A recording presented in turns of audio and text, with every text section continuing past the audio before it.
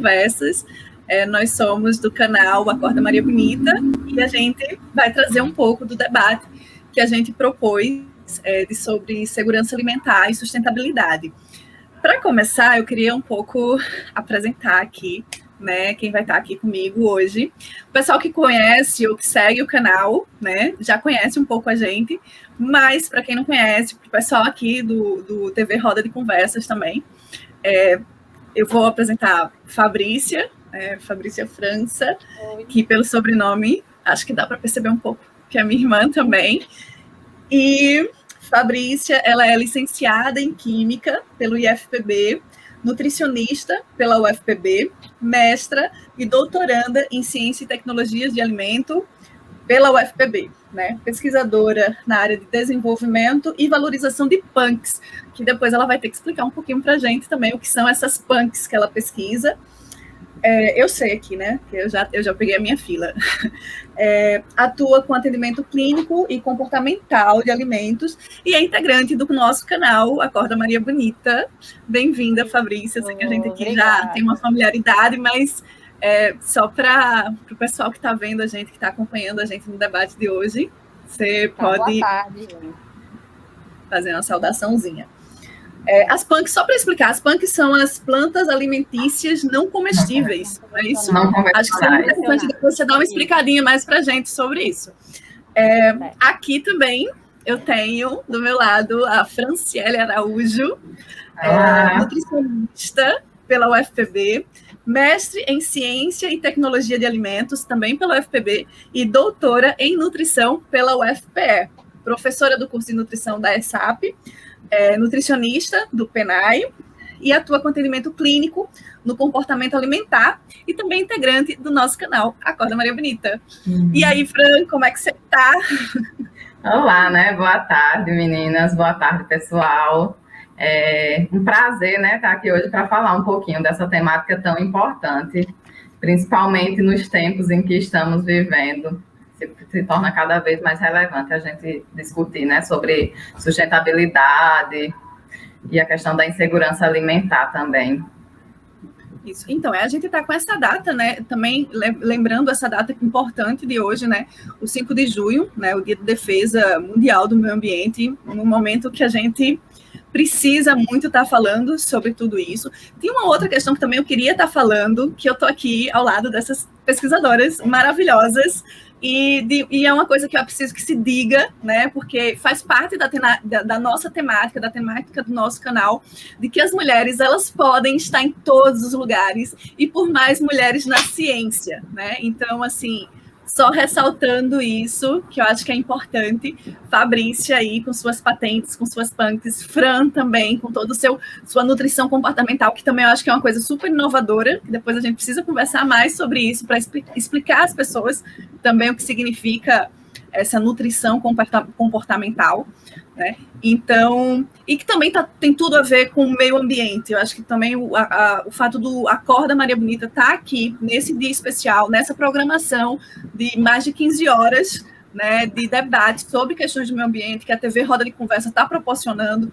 Eu acho que isso é extremamente rico, porque isso tem a ver com vidas. Porque a gente fala muito sobre feminismo, sobre corpo, mas a gente está falando de vida, né, de como existir, como se manter vivo. E o meio ambiente é isso, né? A gente esquece, né? Acho que o homem racionaliza tanto os processos que esquece que nós fazemos parte, nós somos também, né? O meio ambiente e nós não eram para ser pensados como duas esferas diferentes, né? Nós devíamos estar mais integrados e pensando de forma mais integrativa. Até porque a gente precisa de um planeta para poder existir, né? Se não tivermos mais o planeta, não tivermos mais os recursos, não vai mais existir vida. Então, é uma coisa que as pessoas acho que acabam esquecendo um pouquinho disso, né? Eu acho importante também essa fala de Fernanda, porque a gente está muito acostumado, às vezes, né, até na escola, falar de meio ambiente, falar apenas de mata, de planta, né, animal, mas a gente, os seres humanos também, eles constituem tudo isso, né? É muito importante a gente tentar, né, ver estratégias também de como melhor se adaptar, principalmente hoje em dia, que a gente sabe que as condições, né, não migram tanto para o fortalecimento, né, da sustentabilidade, da preservação, enfim, todos esses cenários. Então, inclusive, eu acho que é muito importante essa discussão. Acho que quanto mais a sociedade se aproximar para trazer essa discussão, né, sobre como preservar, como proteger, como criar recursos também, né, para o desenvolvimento, sustentabilidade, todos nós, eu acho que a gente vai conseguir, né, como sociedade civil organizada, né, e mais à frente, né? Eu acho que é muito importante também aqui essa discussão, né, e as pessoas que estão assistindo, enfim. E outra questão, Fabrícia, que assim você falou e que é só para reforçar, né, do quanto é importante a gente pensar assim, eu estou do lado de duas grandes pesquisadoras que eu admiro muito, mas de como é importante a gente pensar que a universidade, o conhecimento científico, ele precisa também ter esse diálogo com a população, tem que ter que estar se predispondo cada vez mais a estar refletindo, a estar compartilhando conhecimento, né? A estar colocando de que forma as suas áreas de conhecimento, por exemplo, que são várias, diversas, mas que tem que ter essa reflexão para o meio ambiente, né, para a natureza, para a sociedade, e até utilizar esses recursos, né, de diálogo, de troca. O Ítalo, eu esqueci agora o nome, do pesquisador o virologista, gente. O Átila Amarino. Né? Isso, que é um pouco do que ele faz, né? De ser um grande pesquisador, mas de não desvincular o seu debate acadêmico, sua formação acadêmica, dessa integração com a sociedade que a gente precisa estar falando e estar debatendo. E aí, mais uma vez, elogiar a iniciativa do TV Roda de Conversas, para a gente poder estar aqui e poder estar criando esses espaços, né?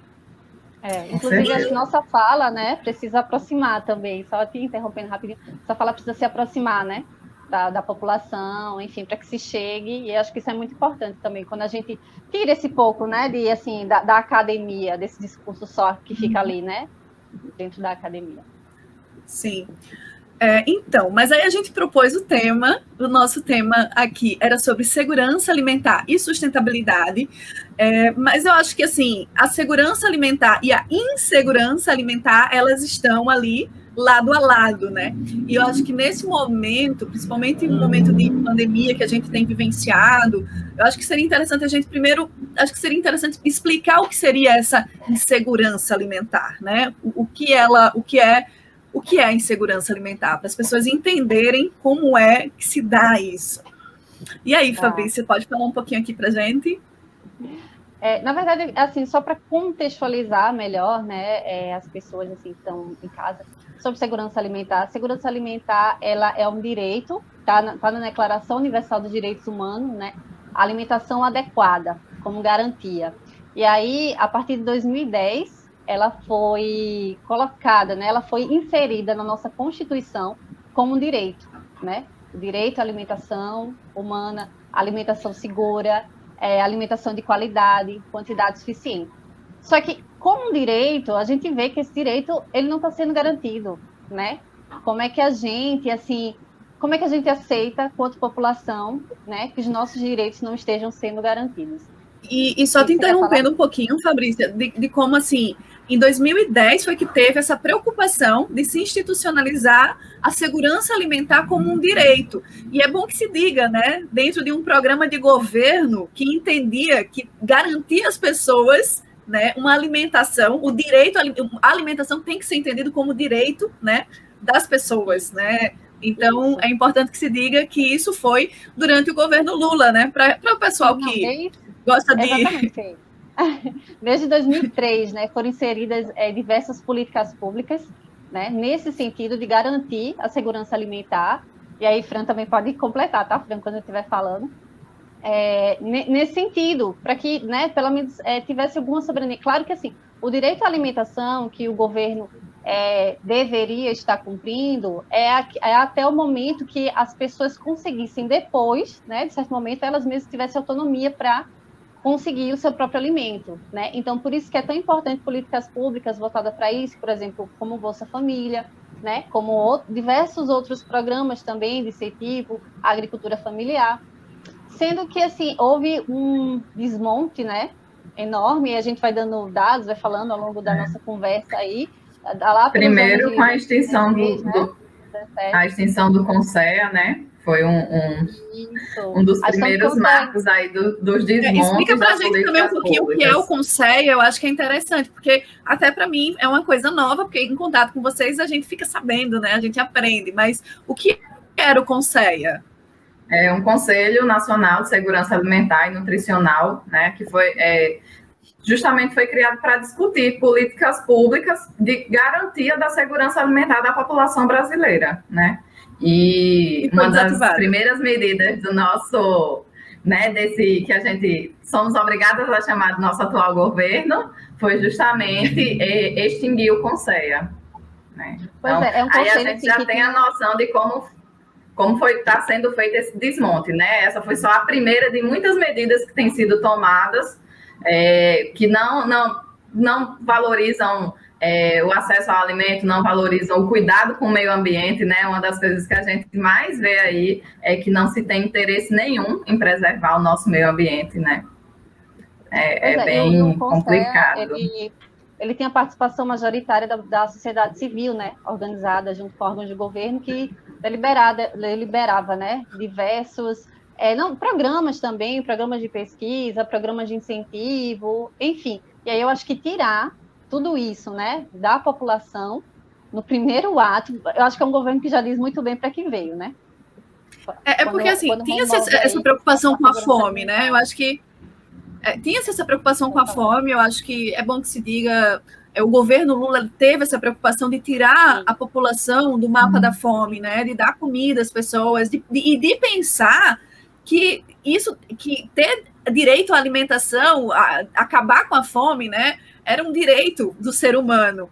E aí, as pessoas, eu acho que não sei, eu fico pensando o que é que dá na cabeça de uma pessoa de tirar algo, é como se, tipo, agora a gente não está mais no mapa da fome, então a gente pode sair, como, tipo assim, a gente pudesse ficar sem comer, como se a gente não voltasse. Quando a fome não é uma preocupação, a gente não pudesse voltar a sentir fome, né? Como se fosse um problema Justamente. que a gente... Pode falar, porque a alimentação é um direito básico, né? Se a gente não consegue alimento, a gente não tem forças para trabalhar, a gente não vai ter saúde. A alimentação é a base de tudo também. Então, como é que uma pessoa que não consegue ter acesso a uma alimentação, né, a estar enquadrada na segurança alimentar, alimentação em quantidade suficiente, em qualidade, de uma qualidade adequada também, né, que a gente vai falar também, que não basta ter acesso a quantidade certa de alimentos, tem que ser um alimento de qualidade, né? Porque muitas vezes as pessoas podem até estar comendo, mas não estar ingerindo todos os nutrientes necessários para ter uma alimentação adequada, né? Quando a gente fala em segurança alimentar, a gente também fala da qualidade da alimentação, que a gente pode até falar, né, Fabrícia, que os níveis de segurança alimentar, acho que é interessante situar, porque às vezes as pessoas pensam que estar em quadro de insegurança alimentar é só quem não tem acesso de fato ao alimento, mas quando a gente passa apenas a se preocupar com se a gente vai ter acesso a esse alimento, ou se a gente vai ter que fazer mudanças no nosso cardápio, né, vai ter que tirar alimentos importantes da nossa alimentação, já poderia ser enquadrado ali numa insegurança alimentar leve, né? Acho que a Fabrícia pode falar a divisão. A gente tem insegurança alimentar. Isso. Então, mas aí a gente já entra aí. Desculpa. Não, pode falar. Não, porque eu estava pensando que aí a gente já entra numa ideia assim, de que a gente está passando por um processo de agravamento da insegurança alimentar. Eu acho que isso aí não é assim, nenhum grande pesquisador precisa observar que a fome tem crescido no nosso país, né? Então, como está ocorrendo? Como é que vocês avaliam que está ocorrendo esse agravamento da insegurança alimentar? Que eu acho que é uma coisa que a gente já estava caminhando. Tá. Só os 3 níveis, né, que Fran estava comentando sobre insegurança, que a gente tem, foram classificados, né, os níveis quanto à insegurança alimentar, que, assim, o primeiro nível, justamente, que Fran falou, a insegurança leve está nessa preocupação que as famílias, né, e aí são medidas também em relação às famílias, né, quando há uma preocupação inicial com a falta daquele alimento, né, aí existe a insegurança moderada, que é quando já começa a haver uma redução ou substituição dos alimentos, né? Ou seja, a família, às vezes, ela reduz ela procura estratégias para se alimentar com preço menor ou comer menos, e aí é mais agravante nos membros adultos da família. E a insegurança grave, né, que é quando tanto adultos quanto crianças são atingidos e aí já passam a não ter alimentação durante um dia ou um período maior de dia, que é propriamente a fome, né, que a gente trata. E aí a gente vai falando mais na frente, né, vai falando também como isso está sendo agravado. Tu pode repetir, Fê, a pergunta, por favor? Não, é como está ocorrendo esse agravamento, né? Acho que vocês já falaram, não sei, sobre a extinção do MDA e do Conceia, né? Que aí vocês, Fran já começou a falar, e de como eu acho que é como com a retirada desses órgãos, né? Como é que tem surtido o agravamento, como é que a gente chegou nessa situação, e infelizmente é uma situação que é um quadro, na verdade, que parece se agravar, né? Parece que está sendo cada vez sendo mais pintado e não com boas tintas, né? Isso, só para fazer um panorama geral, né, assim, no governo Lula, e eu acho que é importante a gente exaltar, sim, né? Sim. Porque assim, é claro que assim, os governos deveriam ter essa preocupação, mas infelizmente a gente sabe que essa não é a nossa realidade.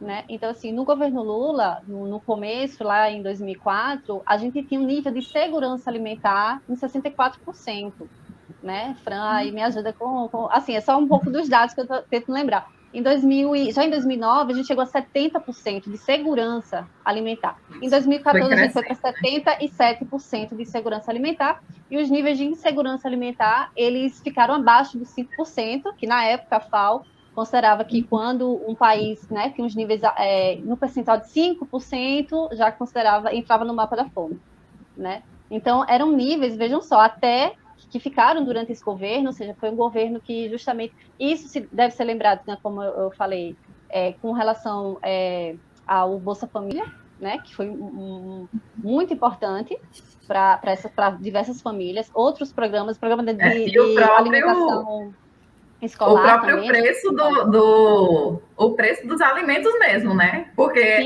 a diferença está absurda, né? Só em supermercado que... O emprego também, né? Tinha ofertas, assim, a construção de institutos federais, construção de universidades, incentivo à pesquisa, era outro cenário. E veja só, no Brasil, em 10 anos, né? Pois é, isso foi, saudade do meu Brasil. Lula, foram o quê? 10 anos entre Lula e Dilma? Não é isso que a gente fala? Assim, e a partir de 2016, 2017, né, Fá, que começou a se agravar novamente, a aumentar o nível, a gente sair da segurança alimentar e voltar a crescer os níveis de insegurança. Porque é interessante isso que você falou, Fran, que assim, eu não tinha nem caído a ficha do quanto hoje a gente tem os produtos, os alimentos estão muito caros, né? Então, e as políticas reduzidas. Então, se a gente tivesse ficado com o mesmo quadro, se a gente tivesse o mesmo quadro que a gente tinha quando essas políticas foram implementadas, né? Quando o Bolsa Família significava, não tivesse sido desvalorizado, ainda seria um número pequeno, né? Porque a população aumentou, porque as necessidades aumentaram, e o próprio preço dos alimentos também aumentou. Se tivesse ficado igual, a gente já estaria muito defasado. E aí o que a gente teve foi nem a manutenção, a gente teve cortes, né? Exato. Então, algo muito preocupante. Que tem que lembrar que a questão na pandemia, né, ano passado, foi uma vagarosidade para se liberar o auxílio emergencial, né, que foi de extrema importância. Quando foi liberado, os R$600 foi de extrema importância para garantir apenas o sustento dessas famílias. Só que aí demorou horrores para no final do ano receberem R$300, e hoje em dia as famílias tentam sobreviver com 150. Né? Agora mesmo a gente foi pedir o gás, né, Fê? Qual o preço do gás? Né? O gás, ele tá... Vai embora quase o auxílio, né? O auxílio vai embora no gás. Justamente, com R$150. Né? Então, assim, parece uma esmola, né? Isso não é uma preocupação, realmente, com a... E a gente chegou ao ponto da canalice, porque, sinceramente, me desculpem, mas não vejo outra palavra quando eu vi uma matéria em que dizia que ostentava que agora era tipo assim, era privilégio usar gás, né? Cozinhar com gás era coisa de privilegiados. E ainda né? Vamos voltar matérias, ao carvão. Né? Como as comidas a comida mais gostosa, carvão. tentam fazer essa romantização, né? A romantização da pobreza, né? Isso, que assim, a gente vai falar um pouco também de sustentabilidade, como a sustentabilidade pode ser importante, inclusive para a preservação mesmo do meio ambiente, né? A gente vai precisar disso, mas acho que a gente tem que sempre estar atento também de não romantizar. Existem algumas medidas que vão ser mais econômicas, né, o nível sustentável, e que vão ser mais econômicas, mas a gente não pode romantizar, por exemplo, quando as pessoas não...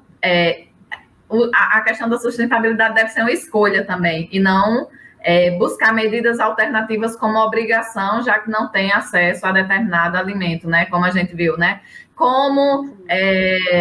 Quais alimentos podem substituir o arroz, já que o arroz teve aquele aumento excessivo? As matérias que saíram, né? Como trocar a carne por outro alimento.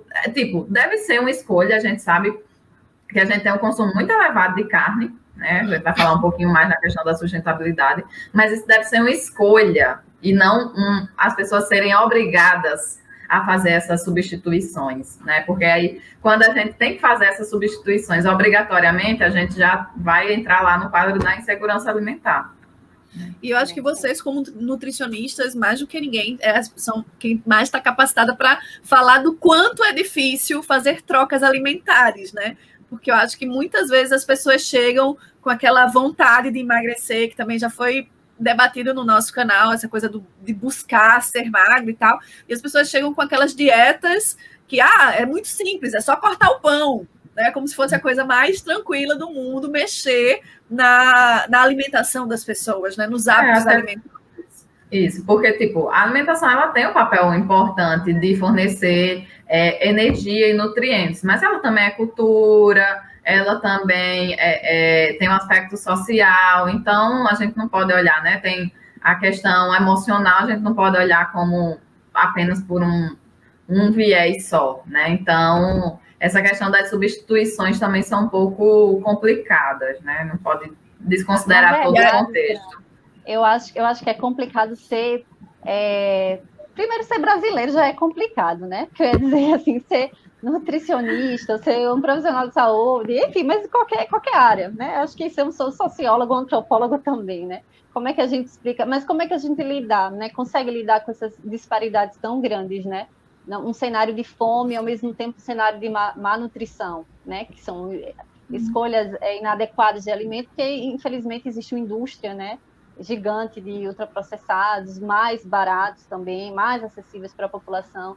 Então, assim, existe essa preocupação também enquanto nutricionista, né? E, assim, falta também políticas públicas que orientem, né, as pessoas nesse sentido, de como buscar, que é justamente o que a gente vai falar um pouco mais na frente, né? A questão da sustentabilidade. Então, é complicado. Já é complicado ser brasileiro, se preocupar, então, com essas questões, é bem... É porque eu fico pensando, assim, o quanto a elite nesse país, e eu vou usar esse termo e falar dessa forma, não tem essa preocupação, né? Essa questão de pensar em segurança alimentar, esse debate de políticas públicas, a próprio como pensar a política pública é muito importante, porque a gente pode pensar que sempre teve políticas públicas, quando, por exemplo, as pessoas achavam que podia acabar com a fome ou com a desnutrição das crianças apenas dando pão e leite, ou o programa do FUBA, né? E do quanto a elite, até hoje, fala mal do Bolsa Família, que é dar a capacidade das pessoas em forma de dinheiro, né? Dá essa questão de, olha, escolhe o que tu vai comer, né? Escolhe o que você vai comprar, escolhe como você vai montar a sua feira. Porque era sempre, eu acho que durante muito tempo, pensado, não, peraí, a gente acaba dando pão e leite, mete leite de soja com pão manhã, tarde e noite, ou FUBA. Então, era pensado a alimentação de, não, a gente acaba, né, tranquilo, ele pode viver ali comendo FUBA, que pronto, acabou, resolveu o problema dele, né? Aí a gente volta para a questão lá da definição da segurança alimentar, né, que não é só ter acesso ao alimento, é alimento de qualidade em quantidade suficiente. Né? Então, e quando a gente fala em fome, tem um quadro bem interessante, que acho que era até o Josué de Castro, que um pesquisador importante da área da nutrição, que ele trouxe a questão da fome oculta, que a gente deixou de falar disso, porque começaram a crescer os níveis de sobrepeso e obesidade da população. Mas aí a gente tem a questão da fome oculta também, que é quando, mesmo ingerindo, né, tendo uma ingestão alimentar, digamos assim, a quantidade não é tão afetada, mas quando a gente tem uma qualidade alimentar muito baixa, a gente deixa de ingerir nutrientes necessários. Então, é um tipo de fome que a gente tem também, quando a gente não supre todos os nutrientes que o nosso organismo precisa.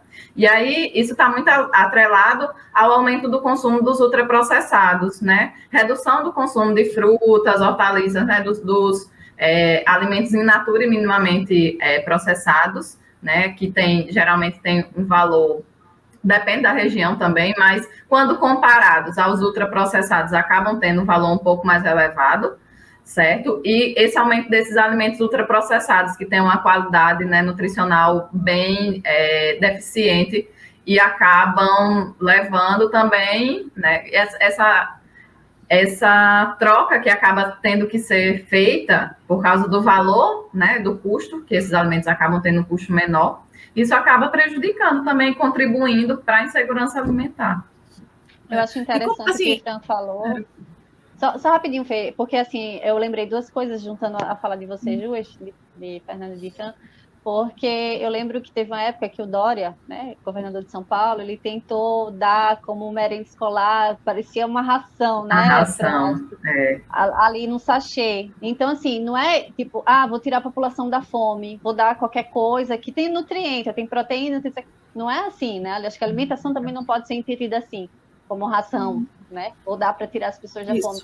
Tem que entender todo o contexto, né? Social, cultural, individual de cada pessoa. Então, isso é muito importante, né? Eu acho que tem que se pensar nessas estratégias, e por isso que é importante um governo que pensa a população, né? Que pensa em como em debater também com a sociedade civil, né? Esses aspectos e a conscientização, porque assim, tudo bem, vai resolver o problema naquela hora, mas será que vai se resolver um problema entregando um sachêzinho para que a pessoa tenha esse alimento?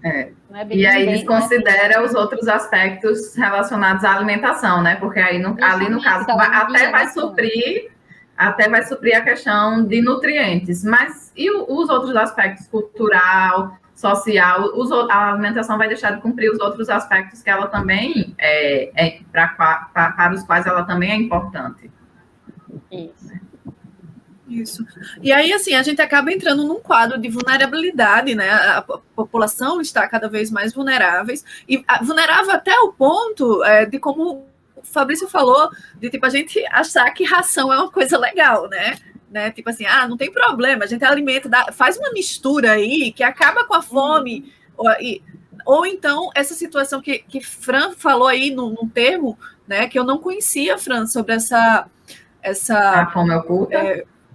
Fome oculta, né? De como se você olhar direitinho, assim, a gente tem uma população que acabou engordando muito, né? Mas sem, assim, pela qualidade da comida que tem sido ofertada, Exato. né? Por ser mais barato, que são os ultraprocessados, né? E que, tipo, aí você aí você aparenta estar ali, né?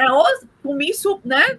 Parece a barriga cheia, mas é uma barriga cheia que não é cheia, né? Porque aí é o colesterol que entra uma obesidade, mas com uma série de faltas de suplementos importantes, né, para a funcionabilidade do corpo. Né? Exatamente. E aí, eu acho que isso aí também tem uma relação com as questões de religião, cor, gênero, né? Como é que a gente poderia pensar como ela se apresenta, essa vulnerabilidade? Deixa eu só falar uma coisinha rápida, Fê, porque, assim, falando de insegurança alimentar, né, acho que a gente tem que frisar que, por exemplo, a gente, a partir do inquérito nacional, né, de insegurança alimentar, que foi feito no final do ano, em 2020, em dezembro, acho que durante 20 dias, os pesquisadores fizeram um levantamento da situação familiar de todos os estados aqui do Brasil, para ver em qual quadro de insegurança as famílias elas se encontravam. E aí, por que está tendo esse debate todo, né, da sociedade sobre fome? Porque a gente tem uma população, né, em valores absolutos, a gente tem uma população de... Brasil, 211 milhões, né, de habitantes aqui no nosso país, e a gente tem 116 milhões de pessoas apresentando algum nível de insegurança alimentar. Né? Então, é muita gente. Quando a gente fala de insegurança alimentar grave, que é, no caso, a fome, são 19 milhões. né, da população. Então, assim, são valores que a gente for pensar, 19 milhões é quase a população, né? A gente viu um gráficozinho, quase a população do estado de São Paulo, em situação de fome, né? Que é a insegurança alimentar grave. E, assim, isso tudo devido, claro que não foi a pandemia, não foi o vírus, né? Isso aí veio se agravando, como a gente viu, né? A partir Isso ali no se final. agravou com a pandemia, né, Fafá? Mas já vinha acontecendo desde ali, alguns anos atrás. Exatamente. Né? Então, assim, tem se falado muito, aí tem se utilizado muitas estratégias, assim, até de entidades, de ONGs, né? De grupos religiosos, para tentar suprir, mas eu acho que sem um fortalecimento mesmo, sem um governo, né, que esteja preocupado com isso, é bem complicado a gente sair. Então, a gente volta assim, para níveis alarmantes, né? Quando a gente tem uma população aí já em mais de 50% da população em segurança alimentar, e a gente volta aí para quase mais da metade da população em insegurança alimentar. Né? Eu acho que é engraçado saber assim, só porque me veio na cabeça do quanto ter um governo preocupado com isso assim, sabe, é assustador. Existem críticas, né? Eu acho que existem críticas a todos os governos, né? Mas é um governo que se preocupou com educação, com tirar a população da fome, um país do nosso tamanho. Então, assim, em menos de 5 anos, 2017 para cá, a gente teve um retrocesso de mais de 15 anos, né? Que foi até um pouco antes ali do governo Lula, que já vinha aplicando algumas políticas.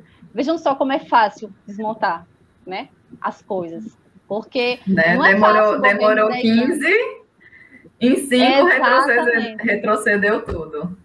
Exatamente. E eu fiquei pensando agora, assim, do quanto esse governo, ele é o governo da destruição, né? Porque até vocês falando aqui, a gente aqui, eu fiquei pensando do quanto nós somos sementes. A gente está falando também como sementes do governo Lula, porque esse tipo de preocupação surgiu no governo dele, mas até a preocupação com a universidade, com formar pesquisador, formar pessoas que iriam pensar o país e pensar o país pelo viés que deve ser pensado, né, para a população, a pensar a universidade como a universidade deve ser pensada, né, para o povo. De empregos também, né? Empregos, assim, porque hoje em dia a gente passa, infelizmente, tem muita gente com o discurso de empreendedorismo, né? Que a gente não sabe. A gente sabe que é a desqualificação total do trabalho, né? Também. A falta de acesso. Como se fala, eu ia falar dos motoboys, das pessoas que trabalham... O chamado empreendedorismo forçado, né? Que as pessoas são obrigadas. Diversos direitos trabalhistas, na verdade, né? Isso aí, justamente. Então, não, e nem me fale. De guerra. Porque no caso da educação, eu como professora, a gente tá, tipo assim, a própria nossa estrutura, né? O nosso BNCC, ele está voltado para esse viés do empreendedorismo, né? Corte de disciplinas, ou seja, para que os nossos jovens, cada vez mais, com a reforma do ensino médio, a sensação que eu tenho é que estão cortando a possibilidade da população sonhar, né? Vocês estão falando que um projeto de governo, né? Porque teve essas mudanças na grade do ensino médio, aí está tendo desmonte aí das universidades públicas, que a gente está vendo, né? Então, é realmente para a população, principalmente os níveis mais baixos da população, deixar de ter acesso à educação. E, com isso, deixar de pensar essas questões. Porque uma população que não tem acesso à educação, muitas vezes acaba não desenvolvendo esse pensamento crítico de olhar para as questões que a gente precisa olhar, de políticas públicas, de preocupação ambiental, né? Todos esses fatores. Exatamente. Isso. E aí, tipo assim, aí a gente tem todas essas vulnerabilidades que acontecem de formas, né, conectadas em regiões diferentes, que não são levadas em conta. Eu não sei se a Fabrícia quer falar um pouco mais sobre isso. Não, porque você ia falar sobre a questão, né, e aí saiu justamente a partir desse inquérito, né, de insegurança alimentar, que foi publicado, foi entendido também que a fome, ela tem gênero, cor, né, e grau de escolaridade. Porque em todas as famílias, por exemplo, que eram chefiadas por mulheres, a insegurança alimentar ela se apresentava em níveis superiores. nas famílias que apresentavam pessoas, né, de cor parda, pessoas negras também estavam, né?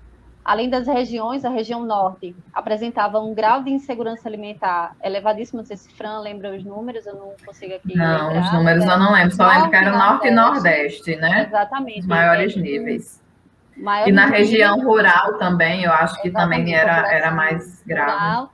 E quanto menor o nível de escolaridade, maior também o grau de insegurança, ou no caso a fome. Então, assim, vejam como é realmente uma política, né, para que essas populações elas continuem vulneráveis. E aí, como é que a gente pensa no meio de uma pandemia, né? Como é que essas famílias elas vão ter segurança, né, à saúde? Como é que elas vão estar livres de um vírus? Por isso que se entendível que o governo é um vírus ele, muito maior do que o Covid, né, na verdade. E aí você falando dessa questão da distribuição, né? Até quando a gente pensa em políticas públicas, que eu acho que, tipo assim, um governo PT, o governo de Lula foi muito criticado pelo investimento que ele fez no norte e nordeste desse país, né? E tanto é que disseram, quem sustenta Lula são os passa-fomes, os ignorantes e tal. Mas só porque talvez uma das poucas ou primeira vez que a gente teve um governo que tentou igualar a balança, né? Em tentar diminuir as desigualdades, né? Exatamente, onde tinha que... mais desigualdade, tinha que ter mais investimento. Exatamente, a gente tem que lembrar que lá no sul, sudeste, são realmente assim, né, estados que estão ali, apresentam algum grau de desenvolvimento, mas eles também têm problemas com a fome, muito altos também, né? Não é só norte e nordeste. O problema é que quando se não há governo justamente que fortaleça, né, esses incentivos, o quadro não vai melhorar, o quadro só vai piorar, né? Isso. Mas aí o que aconteceu foi que as pessoas achavam que quando aumentou a fome de lá, eles estavam com fome porque aqui a gente estava arrotando caviar. E nunca foi essa situação, né? Eu acho que isso é um jogo político que os políticos, os governos fazem muito, né? De ficar jogando o norte e o sul do país para meio que, tipo assim, briga com essa questão regional aí enquanto a gente se sai, né? Tu ia falar, Fá? Não, é que eu estava só pensando assim que eu não sei se Fran compartilha, acredito que sim, mas na época da graduação, né, quanto estudante ali de nutrição, a gente via todas essas políticas públicas de segurança alimentar e nutricional. A gente, e assim, pelo menos eu ficava pensando, caramba, como tudo é recente, né? Como tudo é 2003, 2006. Assustador, né? Sabe? A fome virou um problema agora. Antes era tratada assim. Eu acho que assim a população lembra também, né? Quer dizer, enfim, né? Que lidava com a fome de uma forma muito assistencialista, aqueles programas lá do FHC que tinha, né? Também. O governo não assumia o problema, né? Nunca, né? E chegou justamente um governo que, claro, né? Não estou dizendo aqui, e ainda querem dizer que é um governo comunista. E ainda está longe de ser isso. Meu delírio comunista. Pois é, o delírio comunista. E aí, quando a gente vê todo esse retrocesso, né, de exclusão do Conselho, de exclusão queriam até modificar o guia alimentar brasileiro, né, que é um guia que orienta a população, né, com a questão da segurança alimentar, de como a população deveria, né, Fran, acho que Fran também pode falar aí, do PNAE, que é o Programa Nacional de Alimentação Escolar, como eles querem tirar esse direito, né, das famílias de pequenos agricultores.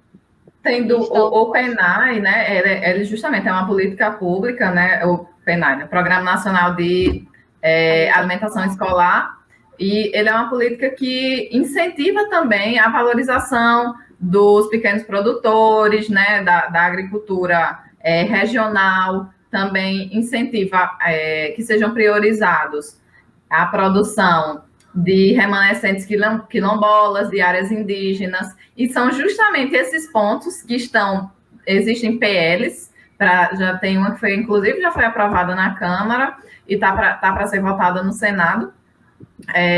Projeto de lei, né, Fran? Porque às vezes... Isso, projeto de lei para tirar essa prioridade da compra dos alimentos, né? Que, pronto, voltando um pouquinho, dentro dos recursos que são recebidos pelos municípios, né, do PNAE, 30% obrigatoriamente deve ser destinado para a compra da agricultura familiar, certo? E nessa compra deve ser priorizado a compra de remanescentes quilombolas e de comunidades indígenas. E esses projetos de lei querem tirar essa prioridade. Também entra? Sim, os assentamentos também entra. Reforma agrária também entra como grupo prioritário. Dos assentamentos da MST. E aí isso tem toda uma relação com a questão da sustentabilidade, né, Fran? Porque sim, com certeza. Inclusive, pronto, também outra coisa, dentro dessas PLs também, tem uma que quer aumentar a obrigatoriedade da compra de carne suína, eu acho, e de o leite na forma líquida, que a gente sabe que, assim, e qual seria o problema disso? Né? Que pode acabar gerando, favorecendo como é que eu posso dizer? Isso, que se gerem monopólios ali, entendeu? Que se juntem empresas para monopolizar a venda desses produtos, entendeu? E tirando essa prioridade da agricultura familiar. Do pequeno agricultor. Exato. É bem complicado. Vai falar? Não, porque eu fiquei pensando do quanto essa questão da nossa alimentação tem a ver com toda essa questão das escolhas e de como esse alimento chega nas pessoas, né? Se a gente parar para pensar do quanto está sendo destinado... Eu estava até comentando, a gente estava conversando, né? Do quanto está sendo desmatado na Amazônia para a criação de um gado, né? Para a pecuária, né? Mas é uma carne que não chega na população, né? Porque cada vez mais a gente não está podendo comprar carne, né?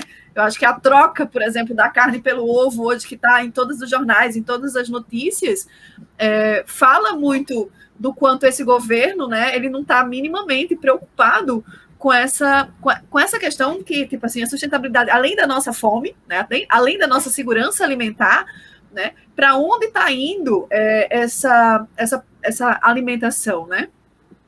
Eu acho que só não, pode terminar, filho. Depois Não, já terminei. Foi. Não, só queria contemplar assim, porque eu lembrei, eu estava vendo uma entrevista um dia desses, e assim, não falta alimento aqui, né? O Brasil é um dos maiores exportadores de alimentos. Eu vi essa notícia hoje, que inclusive aumentou a produção agro, né? A produção agro cresceu enquanto a fome aumentou, né? Aí a gente vê a disparidade. Enquanto os grandes produtores tiveram um aumento da sua produção, e isso não afetou de forma alguma a diminuição da fome no país, a gente já viu várias ações do MST distribuindo alimentos ou mesmo vendendo a preços mais acessíveis, né, nesse momento, principalmente nesse momento de pandemia. Pois é, aí a gente vê a diferença, né, que não basta apenas produzir, mas quem é que está produzindo? Quem é que está sendo incentivado a produzir? Porque, como o Fê disse, né, os grandes produtores, a indústria também agropecuária que tem visa a exportação, isso não beneficia, né, a nossa população. Infelizmente, não beneficia. Enquanto o incentivo aos pequenos produtores, tanto geralmente, quando a gente já vai entrar na sustentabilidade, os meios de produção são mais sustentáveis, tem uma maior preservação, né, dos recursos ambientais, não tem tanta emissão de gases, o estímulo ao consumo local diminui tanto o uso, geralmente se tem um uso menor de agrotóxicos, que a gente também viu, né, que teve várias aprovações ali, recorde atrás de recorde do número de agrotóxicos que foram liberados no país. Né? Exatamente. Enquanto os pequenos produtores geralmente têm um uso menor de agrotóxicos, o incentivo também a consumir também de quem produz mais próximo a você diminui a emissão de gases com transporte, por exemplo, né? E, inclusive, também diminui as perdas, né? Porque a gente sabe que no transporte também acaba tendo muitas perdas, principalmente dos alimentos in natura. Eu estava vendo um dado que cerca de 30% do que é produzido, 30% de toda a produção acaba sendo desperdiçada, sendo de perda, entendeu? 30% do que a gente produz de alimento acaba não sendo utilizado, sendo tido como perda mesmo. Então, a gente tem que trabalhar políticas públicas também com base nisso, para incentivar essa produção, de modo tanto vai favorecer também a questão econômica, né? Vai dar fonte de renda para aquele produtor, tanto que é um dos objetivos lá do incentivo da agricultura familiar pelo PENAE, fazer essa economia girar na região, certo? Como a gente também vai diminuir as perdas, vai ter uma produção mais sustentável, e tudo isso é muito benéfico. E também dentro da cultura alimentar daquele local, né, daquela região. Exatamente. Que está relacionado. O produtor, ele vai produzir aquele alimento, que é o alimento que aquela comunidade, né, mais necessita, de várias formas, a ideia da necessidade, né? Muito bem colocado. E eu acho que é isso, né? Assim, a gente não precisa pensar de forma segmentária, né? Eu acho que é uma preocupação sensível, eu acho que sabe? Porque a gente não tem como não pensar a agricultura, né, com a nossa alimentação. Então, tipo, a agricultura, a qualidade alimentar que está sendo produzida por essa agricultura que está sendo incentivada, né? Que tipo de agricultura está sendo incentivado por esse governo, né? Que governo é esse que não consegue enxergar, acha que a população vai morrer de fome se não derrubar a Mata Atlântica, né? Se não tocar fogo na Amazônia inteira. Indígenas, né? Também. Exatamente. O problema da fome no Brasil, né? O problema da fome no Brasil é porque a gente precisa desmatar para poder plantar comida, né? Porque eu estou falando isso porque são falas que muitas pessoas disseminaram, né? E eu já vi pessoas dizendo, não, tem que derrubar, porque a gente tem muita mata, a gente não precisa. Inclusive, a gente tem área mais do que suficiente para produzir. O problema é para onde é direcionada essa produção, né? Exatamente. E aí, pensando também na biodiversidade, né? A gente tem áreas aqui com diversas espécies que podem ser também reaproveitadas. E aí, justamente que é interessante as pesquisas, né, dentro dessas áreas, que eu já estou puxando aqui meio que sardinha para a minha área, né, para a minha pesquisa. Não, mas e quando a gente fala em sustentabilidade, é importante a gente falar também, né, da valorização das punks. Pois é, assim, né? Explica um pouquinho qual é essa área que tu está puxando. Que trabalha agora com uma cactácea, né, e a gente vê a cactácea principalmente nas regiões aqui, né, do Nordeste, na Caatinga, não só no Nordeste, claro, mas que ainda são muito subvalorizadas, assim como diversas espécies endêmicas da nossa região, que a gente fala endêmicas, né, que são próprias daqui e que poderiam ser mais valorizadas, né? Eu trabalho com o xique-xique, né? A gente elabora diversos produtos, a gente conseguiu patentear, né, a patente de alguns deles, e assim, são justamente assim, tem outros pesquisadores que trabalham com a palma, né, que trabalham com outras espécies de cactos, e aí, assim, a população ainda fica, né, muito à margem disso, porque não se traz tanto essa discussão, a sociedade civil, infelizmente. Veja só, eu estava pensando, se garantir a fome é um direito, por que as pessoas não estão cobrando esse direito, né? É nosso direito. A ausência da fome, né? Não, a garantia, né, da segurança alimentar, adequação alimentar, né? Eu falei o contrário, foi? Garantir a fome. Não, garantir a alimentação, não, fome não, pelo amor de Deus. Né? Se esses direitos estão sendo negados, como assim, né? A gente vai cobrar de quem, né? A gente vai falar com quem? Eu acho que é importante essa discussão, porque a gente precisa se organizar. Né? Acho que também ficar esperando que um governo venha, apareça, né, para dizer que vai tirar a população, e eu acho que isso vem muito também da conscientização, né? E esses debates, por exemplo, entender o que é o meio ambiente, entender a importância também da sustentabilidade, entender a importância de se trabalhar. Também não quero, assim, justamente como o Fulano falou, né, romantizar, dizer, não, vamos agora adquirir alimento de qualquer forma, porque já que a gente está passando fome, não é isso.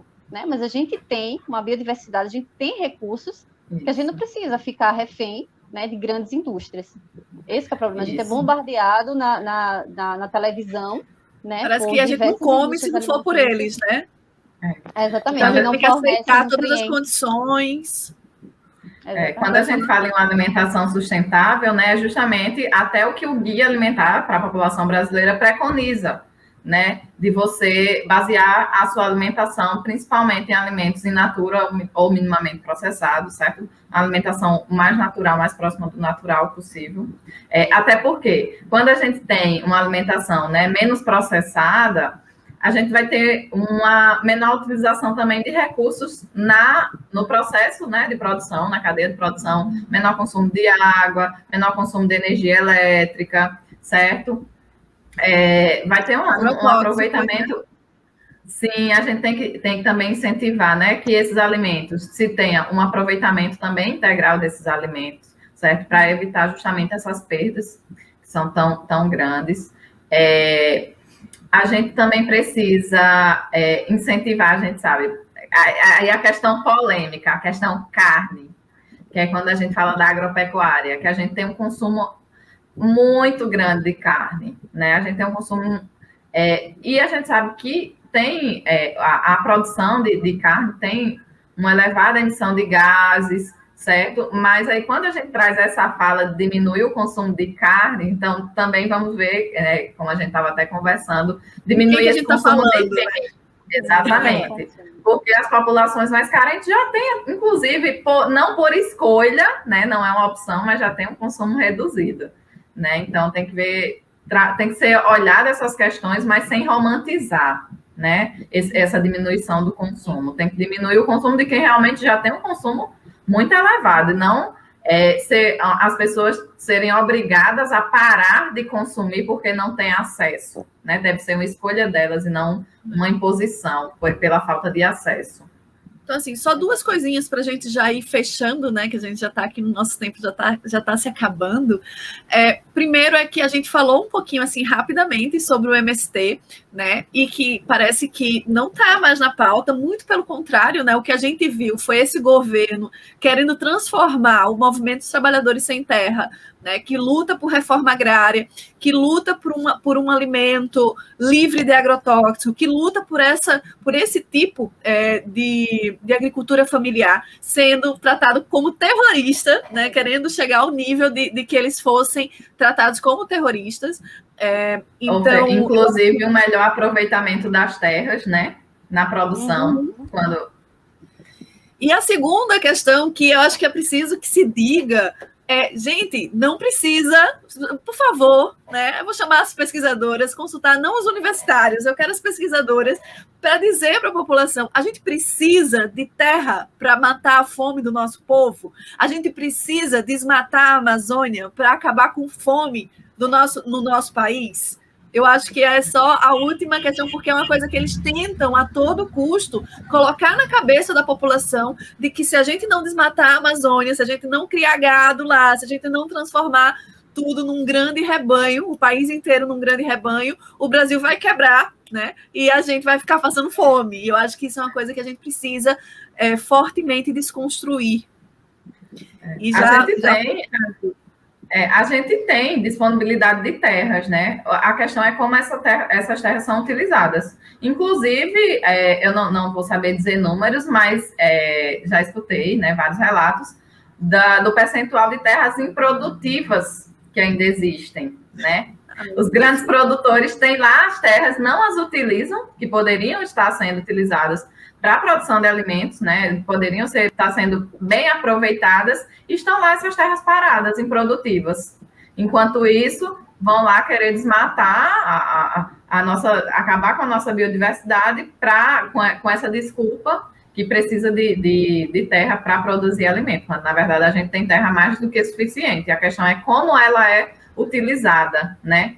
E que deveriam ser criadas políticas para justamente estimular a produção para o nosso consumo, né? Fortalecer essa rede de produção local também, né? E não apenas as grandes produções que são voltadas principalmente para exportação. Isso. A questão é como utilizar. Não, e eu só queria lembrar, assim, que enquanto o Fran estava falando, eu estava pensando, poxa, a gente tem mais de metade da população em insegurança alimentar, né? Assim, não se justifica de forma alguma, né? Apenas um governo literalmente, assim, de morte, né? Porque no meio de uma pandemia, deixar a sua população tão vulnerável, né? Com tanto recurso. Não basta sem máscaras, não basta sem vacina. Sem vacina, exatamente. Ainda tem que se preocupar com o que vai comer, né? Se vai ter o que comer. Se vai ter realmente o que vai comer. Então, é isso, meninas.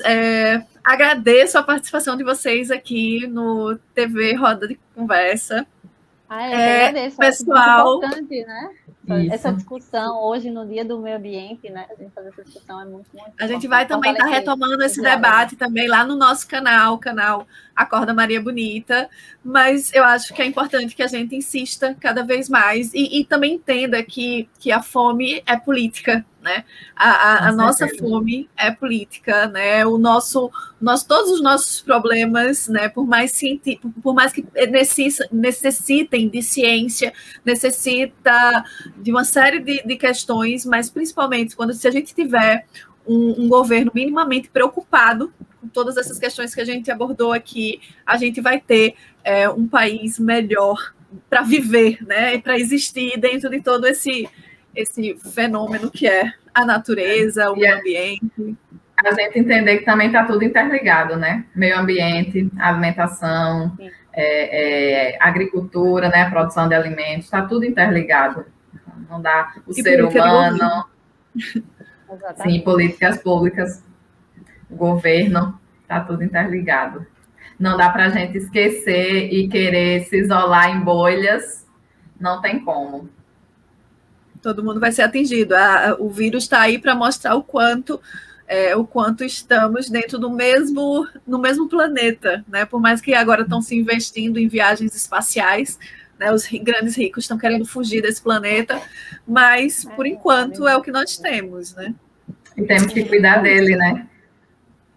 É isso, então, até o nosso próximo encontro. Agradeço a todos que nos assistiram até aqui, né? E é isso. A gente agradece também, né, o convite.